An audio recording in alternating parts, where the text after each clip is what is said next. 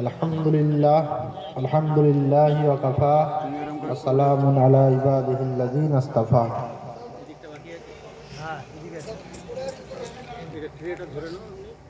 হযরত মাওলানা কাজী আবু সালেহ শামসুল আলম কুদ্দিসা সিররুর লেখা পথ হারার দিশারি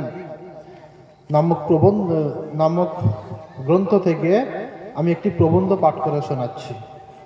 প্রবন্ধের বিষয় হলো সত্যের পথে সংগ্রাম।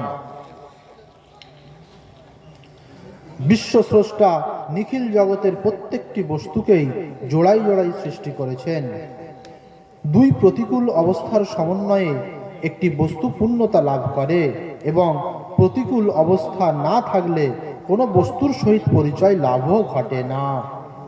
তাই দেখা যায় প্রকৃতির মধ্যে শুক্লপক্ষের পার্শ্বেই কৃষ্ণপক্ষ, পূর্ণিমার পার্শ্বেই অমাবস্যা, দিবার পার্শ্বেই রজনী, আধারের পাশেই আলো, উচ্চের পাশেই নীচ, সুন্দরের পাশেই কুৎসিত, বৃহতের পাশেই ক্ষুদ্র, কালোর পাশেই ফর্সা, সুখের পাশেই দুঃখ, পাপের পাশেই পুণ্য, ন্যায়ের পাশেই অন্যায় বিরাজ করছে।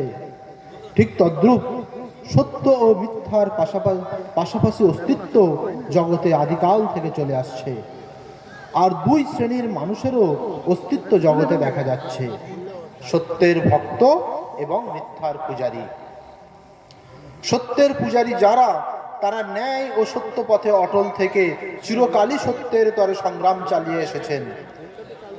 সত্য কোনো কালেই পরাজিত হয়নি, কারণ সত্য কখনো জগৎ থেকে নিশ্চিহ্ন হয়ে যেতে পারে না। সত্যের জয় অবশ্যম্ভাবী। হে মানব, তোমরা সত্য ও ন্যায় পথে হিমাদ্রি সদৃশ্য অটল অচল থাকো এবং মিথ্যা ও অন্যায়ের বিরুদ্ধে প্রবাহমান স্রোতস্বিনীর ন্যায় অবিরাম ও অপ্রতিহত সংগ্রাম চালিয়ে যাও। সমগ্র বিশ্ব যদি তোমার বিরুদ্ধে অস্ত্র ধারণ করে, সমগ্র জগতের মণিমুক্তা, চুনিপান্না, স্বর্ণ রৌপ্য যদি তোমার পদতলে পুঞ্জীভূত ও স্তূপীকৃত করে রাখে, তথাপি তুমি সত্য থেকে বিচলিত হইও না। তুমি সত্যের পথে দাঁড়িয়ে ধৈর্য ও দৃঢ় বিশ্বাস নিয়ে অবশ্যই কর্মের সঙ্গে যেও, কর্ম করে যেও। তাতে যদি সারা জাহান তোমার নামে অপপ্রচারণা চালায়, মিথ্যা কলঙ্ক দেয়, তবুও তুমি ক্ষুণ্ণ হইও না, অপ্রতিভ হইও না, নির্দম হইও না। প্রত্যেককে সন্তুষ্ট করা অসম্ভব। বিশ্বপ্রভু আল্লাহ সকলের প্রশংসা ও সন্তোষ লাভ করতে পারেননি।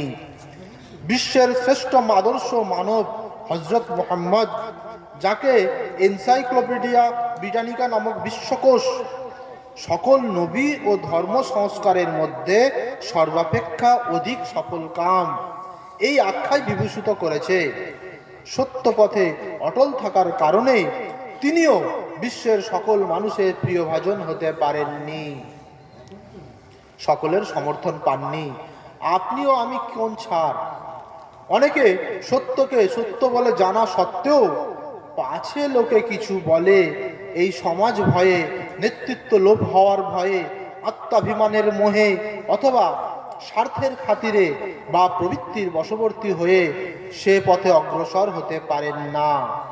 এরূপ দুর্বলতা ও কাপুরুষতা মানবোন্নতির প্রধান অন্তরায়। বিদ্রোহী কবি গেয়েছেন, সত্যের তরে দৈত্যের সাথে করে যাও সংগ্রাম, রণক্ষেত্রে মরিলে অমর হইয়া রহিবে নাম। পুনরায় কবি আশ্বাস বাণী দিচ্ছেন আমাদেরকে, ভয় নাহি, নাহি ভয়, মিথ্যা হইবে ক্ষয়, সত্য লভিবে জয়। অন্যত্র তিনি বলছেন, সত্য যদি হয় ধ্রুবতর, কর্মে যদি নারয় ছল, ধর্ম দুগ্ধে নারয় জল, সত্যের জয় হবেই হবে, আজ নয় কাল মিলিবেই ফল, আজ নয় কাল মিলিবেই ফল।